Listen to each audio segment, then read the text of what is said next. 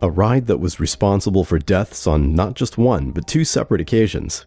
In 2004, 7-year-old Stephanie Duodon managed to get free of her restraints while waiting for the Mind Scrambler to start, a twister ride at the Rye Playland in New York. She knelt on the seat, and as soon as the fast-paced attraction began, she was thrown to her death. 3 years later, a ride worker was also killed when the Mind Scrambler was started accidentally while she was still attending to the passengers. This is why ride attendants must check safety restraints. When 16-year-old Hayley Williams was riding the water roller coaster Hydro in Wales, she suddenly flew out of her car and plunged 100 feet to her death. CCTV footage showed the staff had not checked if her lap restraints were secure. The park was eventually fined $370,000 for negligence, and the ride was redesigned, this time with over-the-shoulder style restraints. You wouldn't have imagined a ride which consisted of firing people from a medieval siege weapon would be a real thing, because, let's face it, it sounds a bit dangerous. Yet that's what the human trebuchet at Middlemore Water Park really was. The attraction fired thrill seekers 100 feet away into a tennis court-sized safety net. At least that was the idea. When 19-year-old Oxford University student Konstantin Yankov became a human projectile, he never made it to the net, landing just short and later dying of his internal injuries. As it became one of the first ever wooden racing roller coasters when it was built in 1911, the Derby racer never had the best safety record. Shortly after it was opened, a man flew out of the coaster and was killed instantly on impact. 6 years later, another man was not only thrown from the car, but into the path of another train, again killing him instantly. It took a third death in 1929 from another passenger unwillingly leaving the coaster at high speeds, before a case was brought against the ride's operators. On September 5, 2003, Disneyland's Big Thunder Mountain Railroad became the last ever ride 22-year-old Marcelo Torres would go on. As the head locomotive entered a tunnel, its axle broke loose and jammed against the brake section, causing it to become airborne and hit the ceiling. It proceeded to fall on the first passenger car, crushing and killing Torres, as well as injuring 10 other passengers. This accident was blamed entirely on the poor maintenance of the ride at the time. Never get too close to a ride in motion. In June 2008, 17-year-old Asia Ferguson lost his hat while riding Batman, the ride roller coaster at Six Flags over Georgie Amusement Park. Afterwards, in order to retrieve his headwear, Ferguson climbed over 2 fences while the coaster was operating. Once on the tracks, it is thought he tried to grab the hanging legs of the passengers in the car above him.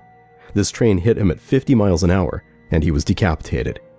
The event mirrored an incident 6 years earlier, when a groundskeeper was killed after he wandered too close to the coaster and was hit in the head by a rider's leg. When a group of students decided to attempt to break the world record for most riders on a water slide, things went tragically wrong. On 2nd June 1997, 33 pupils from Napa climbed the stairs of the Banzai Pipeline water slide at Waterworld, California, which was then known as Waterworld USA Concord. Despite protests from the guards, one by one they quickly slid down the enclosed pipe, intentionally clogging it. Halfway down, the weight of the students caused the slide to burst open. They fell some 40 feet to the ground, receiving broken bones and other severe injuries. The last person to enter the ride, a 17-year-old girl, was killed after she landed headfirst on the concrete below. The worst recorded roller coaster accident took place at Battersea Fun Fair, London, in 1972. This ancient wooden coaster hadn't been maintained sufficiently for many years, and it was this negligence that led to the tragedy. As the cars were ascending the hill of the first drop, the rope pulling them suddenly snapped. The anti-rollback mechanism that was in place failed to operate. The cars sped backwards and crashed into the boarding area, smashing through a wall and killing 5 children and seriously injuring 13 others. The accident was a major factor in the fair closing down 2 years later. On June 14, 1986, the world's largest indoor triple-loop roller coaster, the Mindbender, was the scene of one of the worst accidents of all time. Missing bolts on the wheel of the last car caused it to completely disengage from the track. It swung about wildly, causing passengers to violently fly out. 3 people were killed from the fall, and when the cars crashed into a concrete pillar, while another man was seriously injured in the neck and chest. The worst ever accident to take place on a theme park ride didn't involve a roller coaster, a Ferris wheel, or any kind of white-knuckle ride. It took place in a haunted house.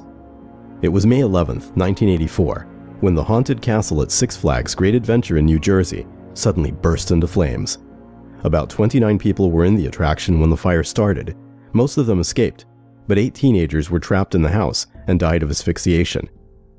The majority of the castle was made from highly flammable materials, and the high winds that night, combined with the castle's venting system, meant temperatures reached over 2,000 degrees, melting even the metal support struts. After the fires had abated, the 8 bodies that were found turned out to be so badly burned, they were initially thought to be mannequins used in the house.